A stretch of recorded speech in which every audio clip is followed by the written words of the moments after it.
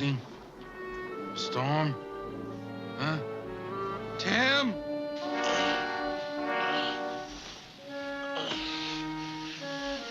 Just a minute, Bridget.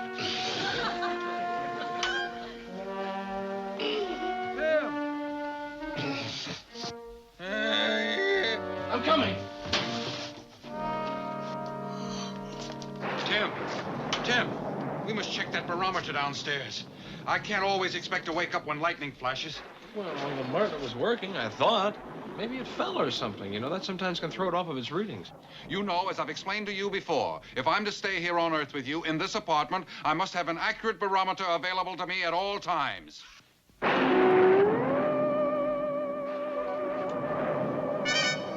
ready. All right. Easy, easy. What? No. There you are. That'll hold you for a while. I hope so. Oh, you remember what happened last time, don't you? Oh, yeah. With you popping in and out like a duck in a shooting gallery? Popsy, we call it. Being hit by lightning without being properly grounded is not funny to a Martian, Tim. Oh, I know. And then you start appearing and disappearing with no control whatsoever. There are many things that can happen to me in my jeopardy on Earth. But the most distasteful of all is Popsy, popping in and out, never knowing if you're coming or going. Which reminds me, I was having a wonderful dream about Bridget Bardot and the Beatles. Now, maybe if I just hurry on back to sleep.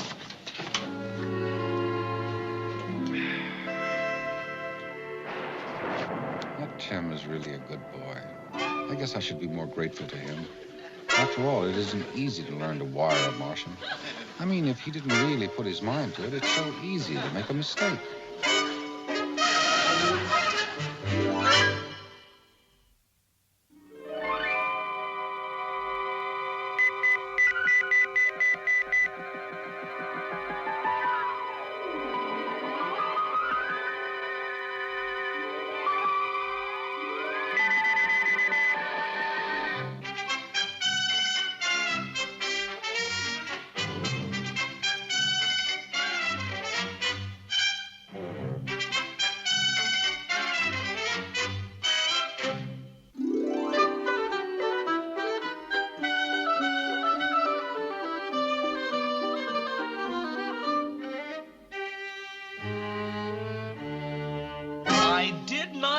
A mistake. I've wired you many times, and even if I were half awake, I told you I could do it in my sleep, and I can. Then would you please tell me what went wrong? How can I tell you when you're not here? Here, will you stay here? Do you think I like it? I can't help myself. My stomach feels like the inside of a loop-de-loop. There, you see? I even disappear without my antennas up. Uncle Martin, I know I wired you correctly. Now, of all the things that happened to you, I know that Popsy is one of the worst. Believe me, I get just as shook up and shaky watching you as you do. Doing what you're doing. Which I know you don't do. Do you? If you wired me correctly, if you were really positive... I am. Then I'm short-circuited. There must have been an overload in my system. What do we do now? Long-circuit me. How do we do that? Hook me in circuit with a TV antenna. Then we go to the toaster. Next, we go to the coffee percolator, and then to the blender.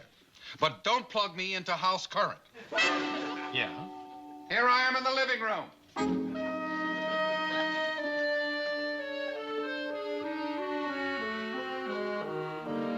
Next, we go through the three-way lamp.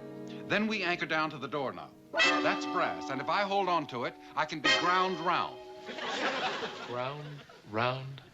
Ground round. It's a term you people use for chopped meat. We Martians use it for charged doorknobs. I'll explain as we go along. But first, get a long length of wire. Well, just don't stand there. Hurry. And remember, we start with the TV antenna. The TV antenna, right.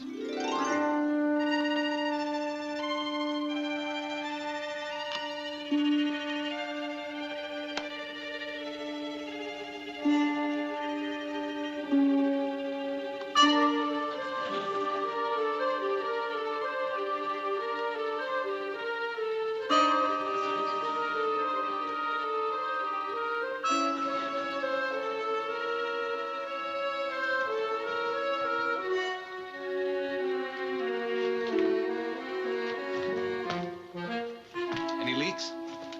Solid all the way. All right. The toaster should pop any moment now. You stay with the wire and follow it in case something goes wrong. This is gonna work. It's a form of chain reaction. Your scientists have just stumbled into it. With us Martians, it's mere child's play. Hurry now. The current should be coming along any moment now. Through me. To the doorknob. Which is ground. Round.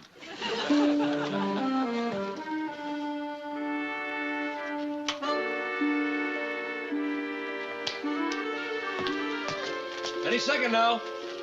I'm ready. Come on, pop up.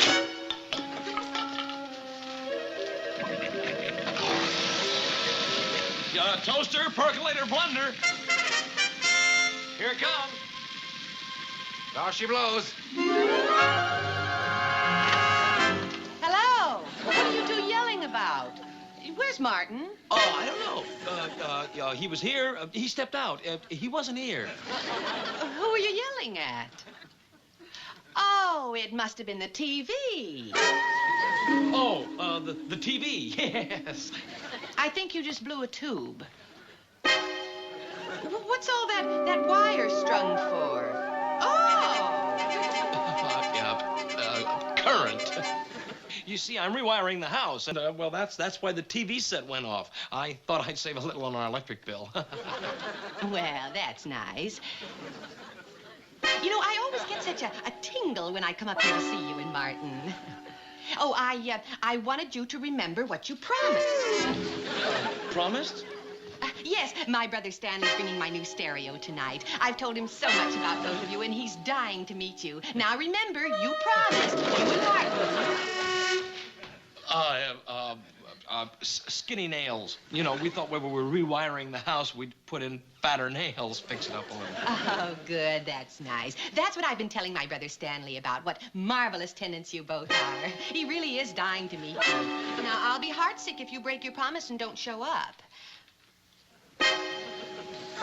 All right? Fine, right. Whatever he says. You say. We'll be there. Oh, good. I knew you wouldn't let me down. Oh, thank you. Yeah. Have you gone mad? Now, what's the matter with you? Popping in and out, levitating, pushing me right in front of Mrs. Brown. I couldn't help popping in and out. You know that. The mix didn't take. The ground round passed me. And the levitation. That was Mrs. Brown. Mrs. Brown? The charge passed me and went through to Mrs. Brown. She had her hand on the doorknob, and instead of me being the end of the ride, I became a conductor. You what? Mrs. Brown? Has my levitating powers. They passed through me and to her. But how? I told you I was a conductor. She got the transfer. You're making jokes. That's what you're doing. You're making horrible jokes. You're the conductor. She got the transfer, and I'm off my trolley. I would like to laugh, but it's not funny. Follow me. Okay. Where'd you go? Will you stop being ridiculous? We're going to peek in Mrs. Brown's window. That's where we're going. Peek? Yes, peek. To see how much levitating power she has and how bad it's getting. Excuse me. Come on.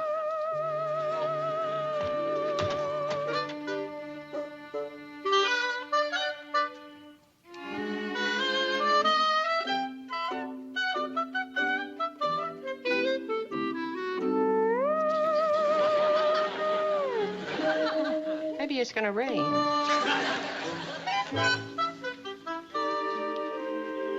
right. She's got it. How bad? How can I tell? She keeps pointing at her hair. It keeps straightening up. So far, she hasn't done much else. Well, she's not panicked. She doesn't realize. And that means she doesn't have it that bad. Yet. It gets worse.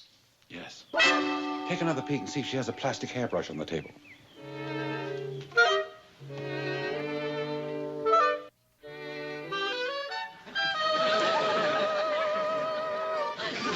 Hello, Peking Tim. I had the strangest thing happen in my hair. Is something I can do for you, Tim? Oh, no. I was just walking by, and I was wondering what time tonight? Oh, after dinner, around 8-ish. That'd be fine. I can't understand why my hair won't stay curled. Maybe I'm nervous because Stanley is coming. Oh, well, maybe that hairdryer will do the trick. Good. Did I hear her say hairdryer? Yes. plastic hairbrush on the dresser? I think so. Good. Then that's how I get back my levitating powers. How? Tim! Tim, are you still there? Yes. Because I'm going under the dryer, and I won't be able to hear you if you want to talk to me. Oh, that's no problem. I was just leaving. See you at 8-ish. You and Martin. Bye.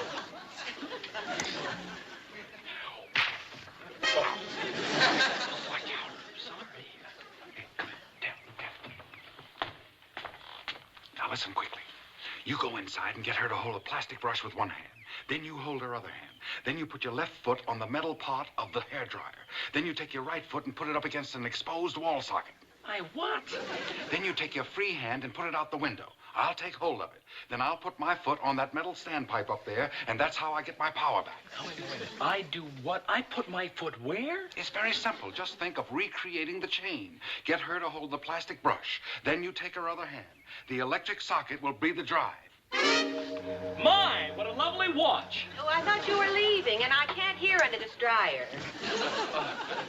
I was just admiring your watch. Tim, what's the matter with you? Do you feel all right? I feel just fine, yes.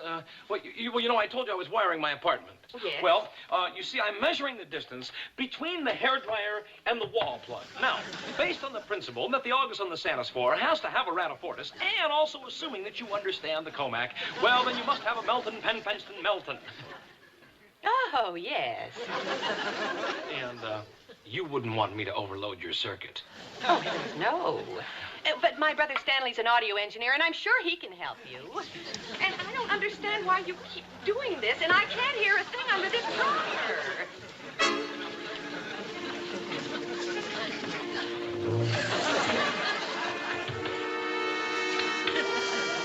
Hi there. Hi, I'm Stanley.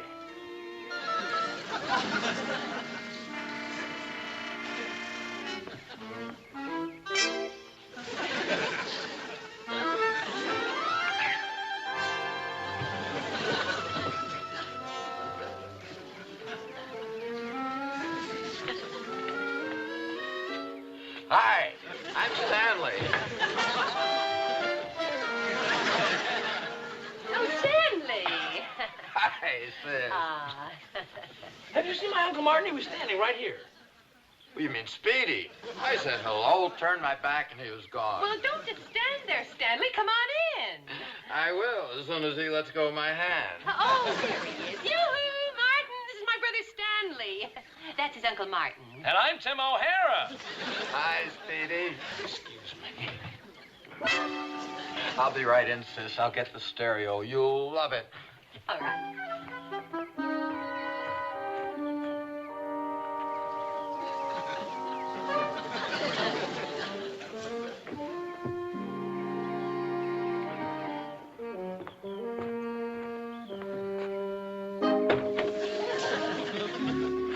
There you are, Speedy.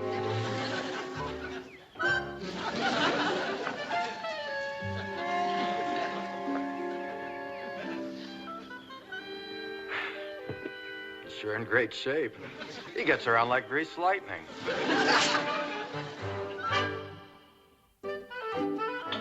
Greased lightning. He was right. If I had thought of it sooner, I'd have my levitating powers back by now. All right, so he said greased lightning. It's just a figure of speech. He didn't mean anything by it. I don't care whether he meant anything about it or not. He said greased lightning, and he was right. What's in the glass?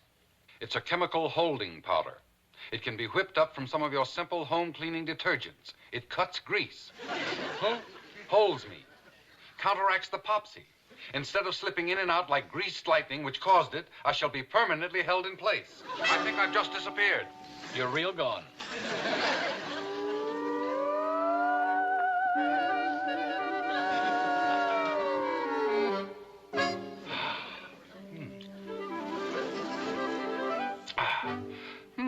No more popsy, Tim. I'm here definitely, Tim.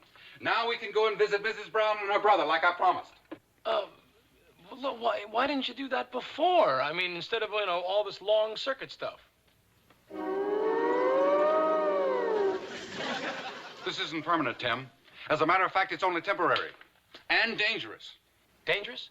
Like putting a penny in a blown-out fuse box. If you leave it in too long, I still have to be long-circuited. Then I have to chain react my levitating powers back from Mrs. Brown. That's the main reason for going to visit with her. Okay, let's go. Wait a minute. Where am I going? I don't even know what I'm supposed to do. Aha, good point, Tim. I took this ring from our plumbing. It's brass. Now, I want you to put it on the right index finger of Mrs. Brown. It will ground her. Her levitating finger? And I'll get Stanley to take apart the stereo set he bought. Take it apart? Well, it has the transistors and condensers that I need to complete my long circuit. But I don't understand. It'll be like shooting ducks in a barrel. It'll be very easy, Tim, believe me. Oh, ducks in a barrel, pennies in a fuse box. But what am I supposed to do? Take the ring. Oh, on her right hand and on the right index finger, and as soon as she points. I don't understand why that picture keeps falling like that.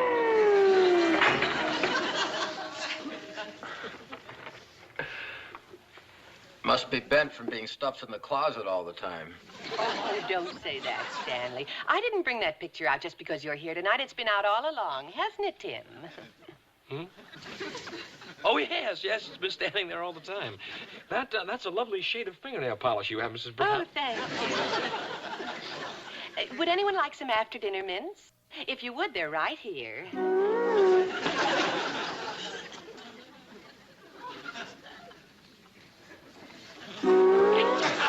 Love one. They're delicious. Maybe Stanley would like one. Would you? No, thank you. I thought you would. Tim? Oh, won't you sit down, Martin? You know, during dinner tonight, I kept dropping things, and I wasn't even near them. Why don't you turn on the stereo? I'd like to hear how your set sounds. Oh? Hear it. It is beautiful, isn't it? Has matched tweeters and woofers, as well as mid-range. Oh. They seem quite serious. Who? Oh, yes. Well, you know, they're just friendly neighbors. We all are. Just one big happy family. Oh, Stanley, will you play the machine? Now that you have it all hooked up, I'd love to hear it. I'll turn on the preamp and show you how pretty it warms up. If they're really serious, I'll wire a whole house for them. You'll wire a what? Oh, well, you got them all wrong. That's not what it looks like. Oh, no? Well, it better be. That's my baby sister.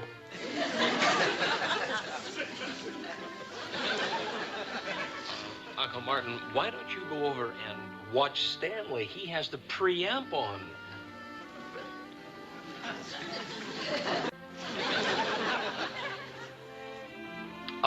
I'll take Mrs. Brown in the kitchen. I have the ring. A ring in the kitchen? Yeah, well, yes, it's an old family ring, and I'd like you to look at it, and the light's much better in the kitchen. Oh, yes. It's a very lovely heirloom, and you know much more about these things than we do. Oh, I do? Of course you do. Now, this belonged to my grandmother.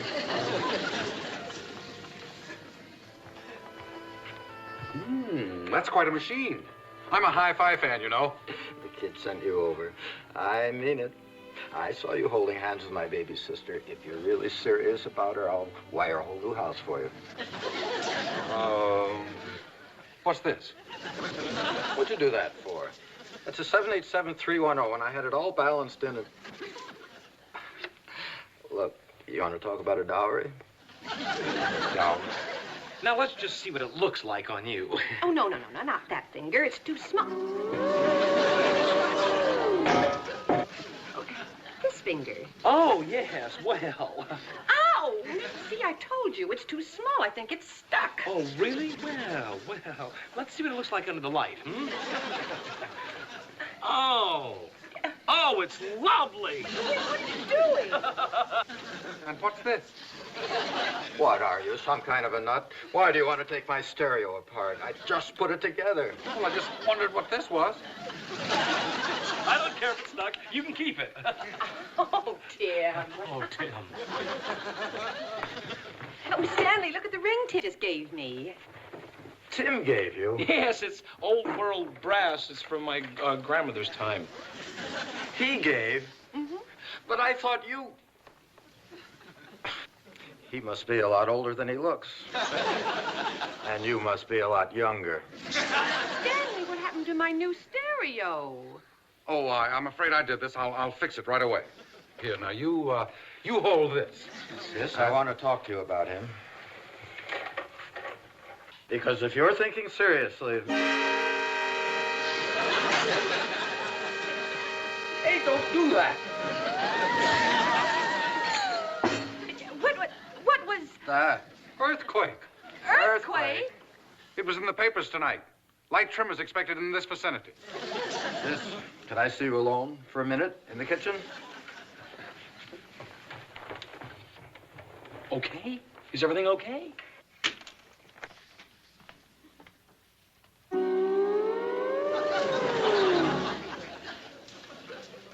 Good as new. And I've learned something Earthian, Tim. Like you people, I really don't appreciate what I have until I lose it.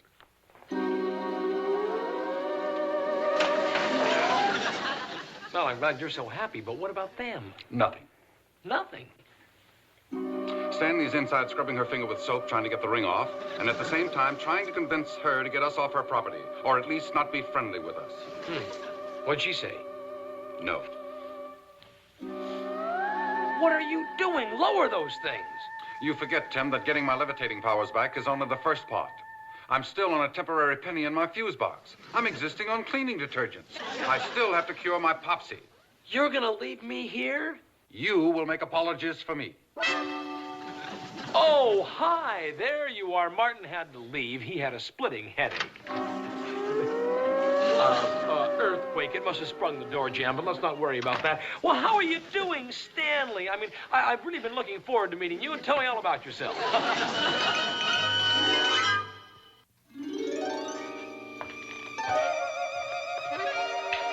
All clear. I'm ready. You know, I really shouldn't help you. Why? Well, after leaving me with Mrs. Brown and her brother. Well, now, being a little bit uncomfortable socially is not the same as, he who levitates and runs away lives to levitate another day. Now, get going. That toaster's gonna pop at any second now.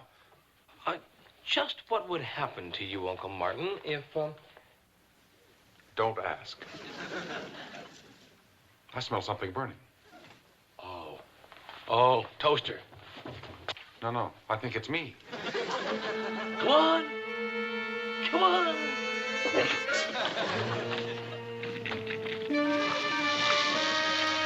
she comes. Ready and waiting. Hello, anybody home? Your front door was locked, so I thought I'd try the back door. Oh, still working on the rewiring? Oh, yes. We almost have it. Done. I just came up to bring you back this ring. It really is an antique. My brother Stanley told me it came from an old plumbing fixture. No. Well, you know, perhaps when we were rewiring the sink, we ran into it. Mrs. Brown, I'm terribly sorry that I wasn't better company for your brother. Oh, well, that's all right. Actually, it does... Another quake? What? Residue. Half hour. A half hour? Mrs. Brown, would you like to watch a little TV with me? Now? The Late, Late, Late Show. Oh. Ah. Turn on the TV, Tim. I think I'll take a little walk. But, Tim, it's one of your favorite programs. At least you could let me sit down.